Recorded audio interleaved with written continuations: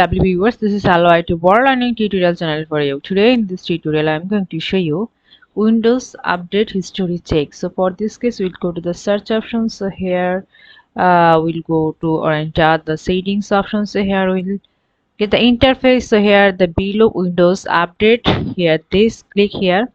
See here the Windows Update History in the front page from the Windows Update session. We'll get the thing. So click here, Update History. So all these thing has been here.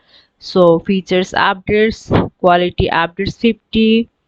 See when, how, driver updates, as well as definition update.